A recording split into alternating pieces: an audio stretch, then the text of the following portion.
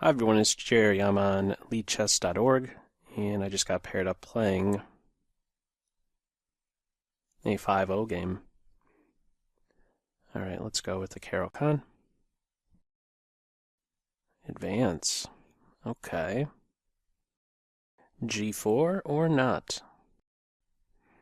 On G4 I could go all the way back. I could also consider bishop E4 and G6 then, once kicked with F3. However, I have to always be a bit careful of E6 if I want to come off of this diagonal prior to getting this move in. Are they disconnected or something? Okay. So it's a big moment. Do I go in for bishop E4, F3, bishop G6, E6? Takes. Knight D7, and then I still maybe push through. I'm going to give that a shot. This is a pretty committal line. They're going to go E6. I'm going to allow them to do that. No. Playing H4 first. Wow. Okay, let's meet that with H5. I could have some serious difficulty getting my bishop out. I'm expecting E6. Maybe knight H3 or E2 into F4 to rattle my bishop. But let's see, on E6 I could actually consider taking and then playing knight F6 as if the pawn isn't even there. We'll see. Okay, they're going straight in for knight F4.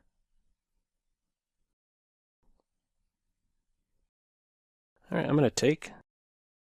A bit surprising to see the recapture. I was expecting knight F4 first. Isn't this allowing a nice strike at the H4 pawn? Let's see. Not necessarily threatening my bishop if they play H5 right here. I think they have to play H5. Rook takes H4. Meanwhile, I'll be looking to play C6, knight C6, I think straight away. Seems sensible. I like the fact that on knight F4, I could play bishop E4. Get out of the line of fire. I don't think I want to go straight in for that. I think I could do this.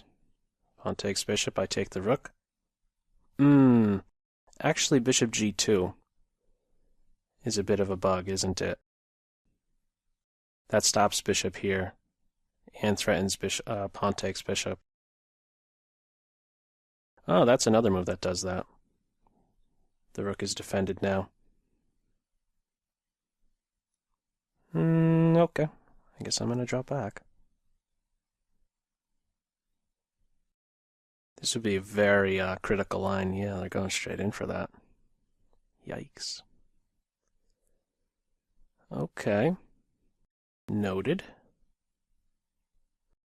What to do with my bishop?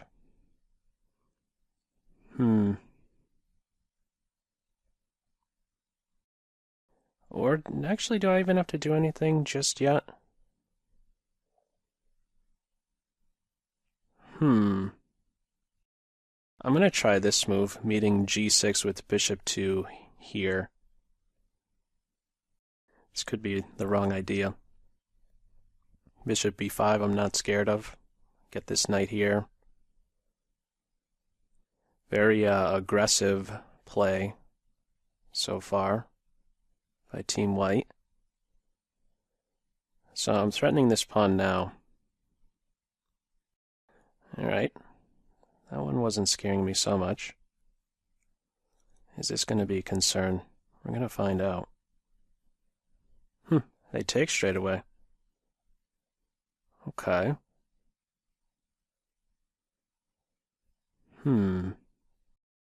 What about G6? Preparing to throw my knight into F5. Probably bishop G5 will be hitting.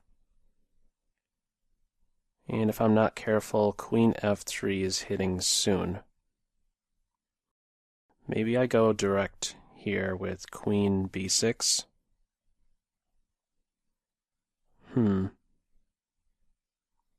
Preparing to castle queenside, but not just yet. Actually, queen f3 straight away is tough. Oh boy. I may have to try queen d7 and then knight here. That's awkward as well.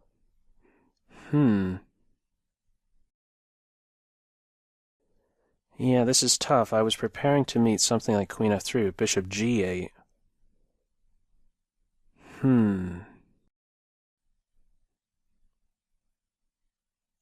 I may need to give up some material here. This is an attempt to try and release some pressure on the f-file. I guess I would have to recapture, right, if they do some kind of sack on f7. Not very fun to do this. Two very valuable pieces in the line of fire. Bishop g5 is a bit annoying. Okay, let's start with this. And then I could think about castling. Castling straight away would have dropped the bishop. Their king is pretty naked, though, so if I could kind of survive here, even if I'm down some material, if I could get my king tucked away, be satisfied, I think. We'll see. Wow, you pawn grabber, you. Alright. Well, I think I'm getting away, king safety-wise. The queens are still on the board.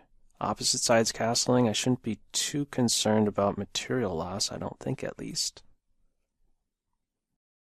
Bishop here. Or just move my rook. Gotta make a move.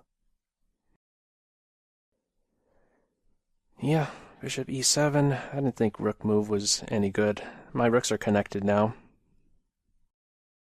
Preparing to meet multiple captures here with bishop e6. And I could still do that, can I not? And I gotta take with the pawn now. Okay. A bit uncomfortable. Take here. Oh wow. Really lining up with some rook takes knight? Well, I gotta recapture like this. Down to a minute now. They're going with this. Okay, so bishop lock. They still have some work to do, right, with the queen side. Now I'm ready to roll here. Getting my rooks activated, queen here stuff. Or even here, no? What's wrong with that? You're going to have to show me. I want to release the pressure. This queen is just too much, huh? This is a problem for them, no? He's running for the hills. 45 seconds. Let's start with this. Let's take there. And I think I'm just going to go straight down, give a check, and then try to work on the pinned knight.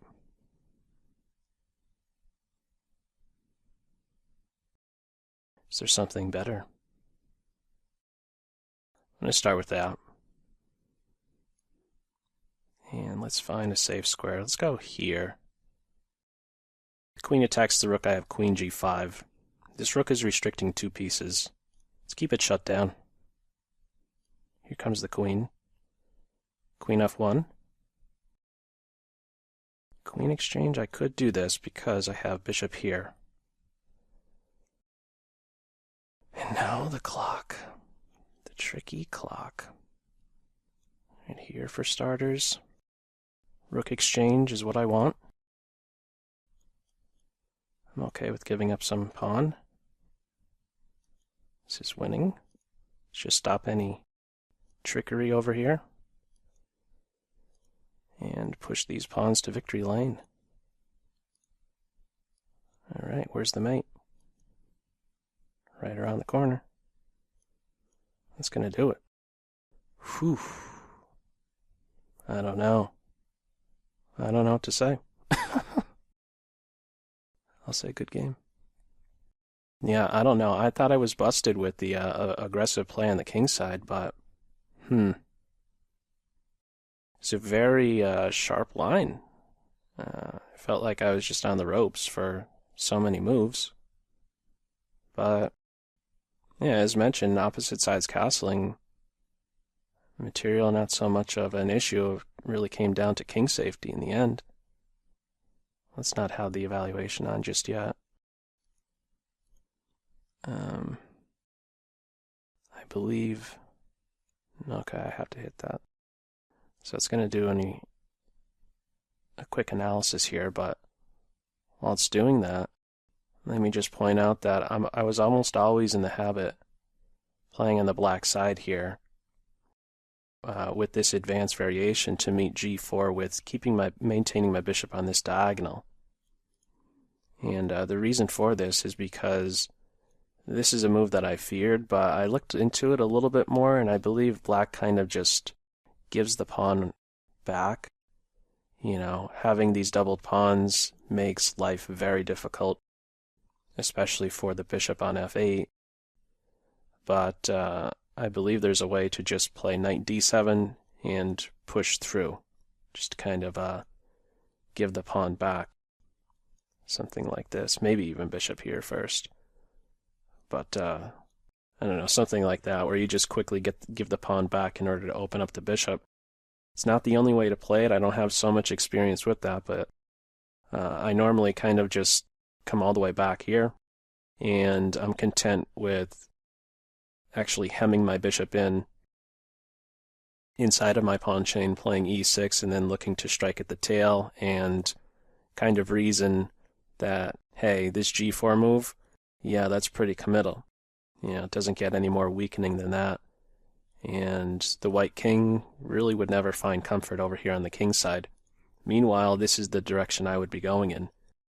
e6 first, then c5, knight c6, striking at this target on d4, putting pressure there. Anyhow, that's not what happened in the game. I just wanted to touch on a couple different ideas that the bishop has once questioned with g4. I'm opting for bishop e4. Yeah, a lot of pawn moves. Knight f4, I thought straight away. Yeah, I don't know. I thought I was going to be crunched here. Maybe c5 was too early, but if I did this, I figured, I don't know, like the rook steps up. Maybe here. Has a lot of lateral influence. And soon I'm, having to work with developing move with tempo. I don't know.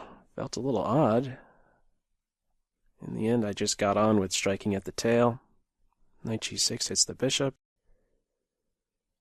The problem here is that I can't take...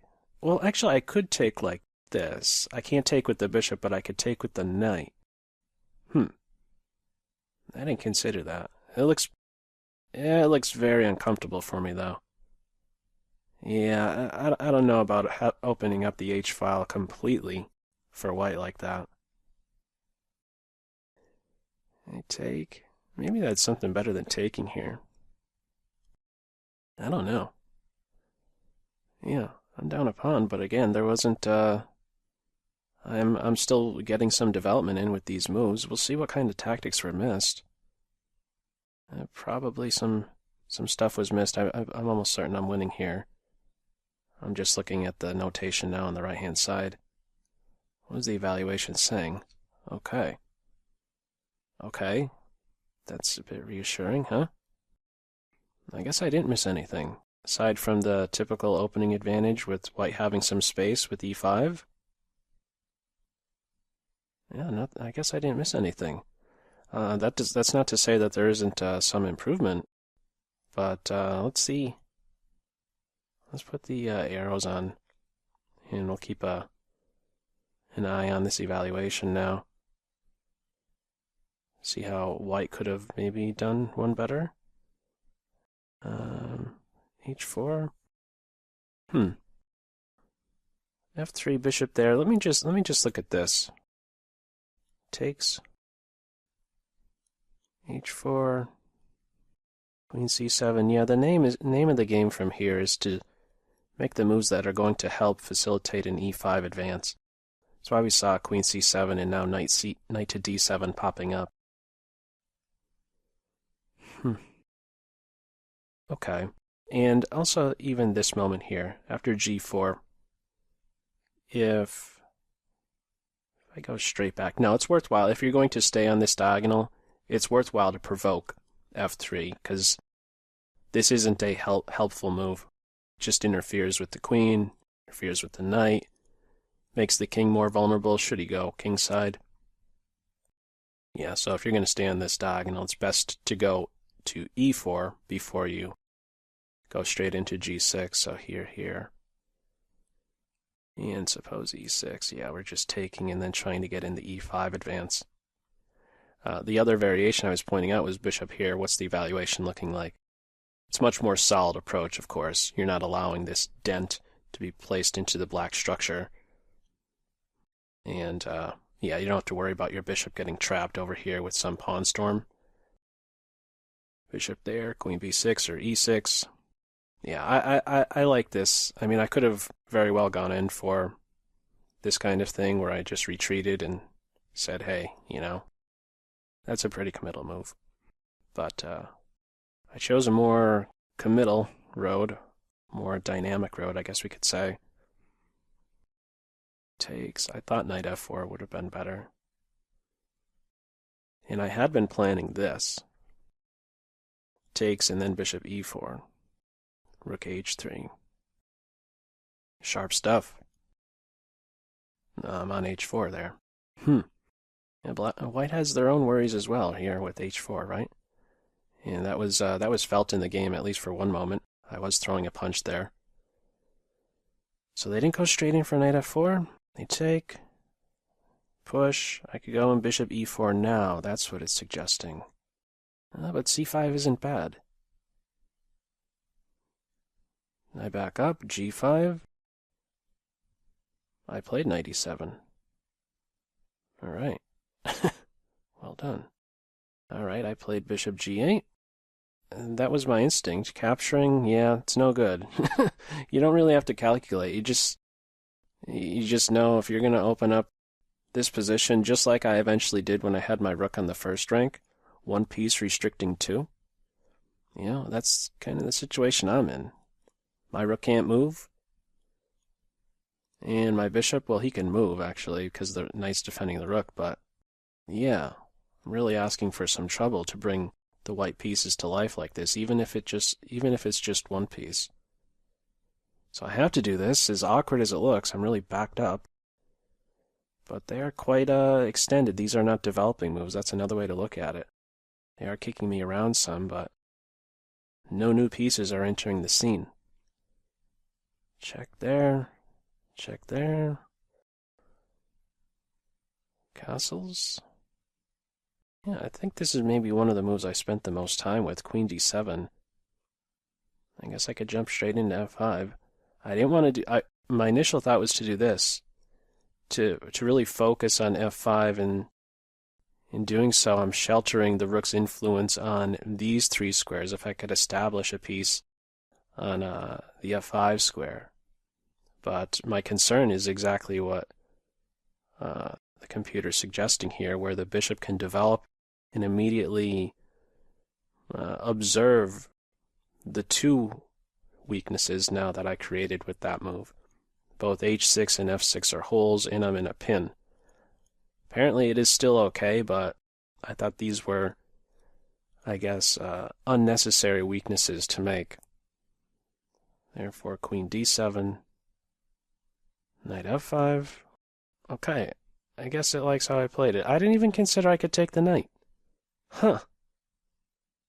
Oh, wow. Okay, the queenside castling is alright, but I didn't even consider this. I was completely blind to taking the knight. Ah. This was a lot simpler then, huh? Because I don't have a messed up structure at all. I'm not going to be down a pawn. In fact, I'll be picking up the h-pawn, it seems. Knight takes, queen takes.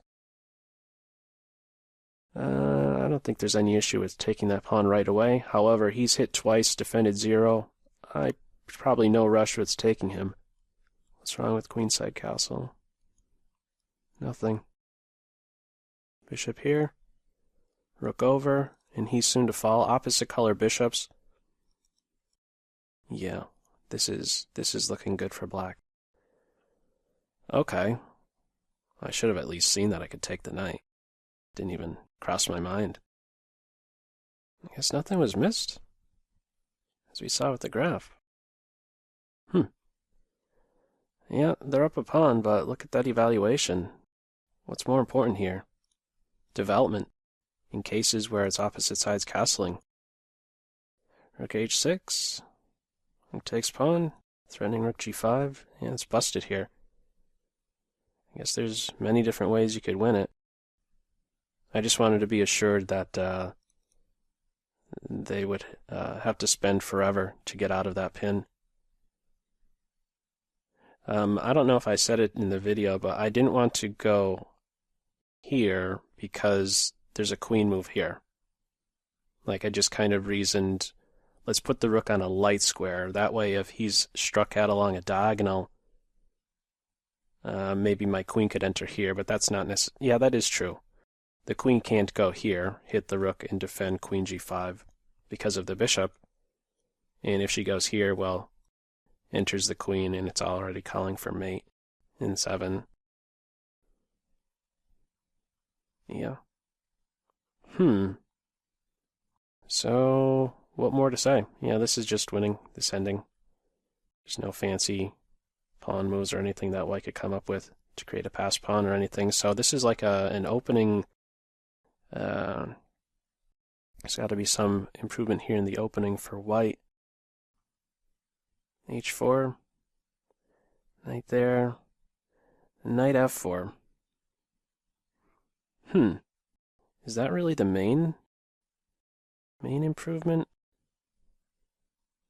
No, not necessarily. I guess right here. It's still a tough call. Point 4. Bishop b5. Yeah, that really didn't scare me so much in the game. Knight c3 instead, getting some new piece into the mix. And I get to take though. Queen takes. I get some development. No, that's probably a position where you have to give the computer some time to think this one through, but yeah. It's a committal decision for sure. You know, I'm not, with these pawns coming down like this, it's not like I'm going all in, or I haven't committed my king just yet on the king side, so if I could get the moves in, clear my queen side out, throw my king over here, and then the big question is, where's he going to live? Wow. Aggressive game, for sure. Surprising graph to see there. Was not expecting that, and yeah, I don't know what more to really add. It's complicated game. Okay, well, as usual, feel free to leave any feedback to this video, leave any comments in the comment section below, and as usual, I hope you got something out of it. That's all for now. Take care. Bye.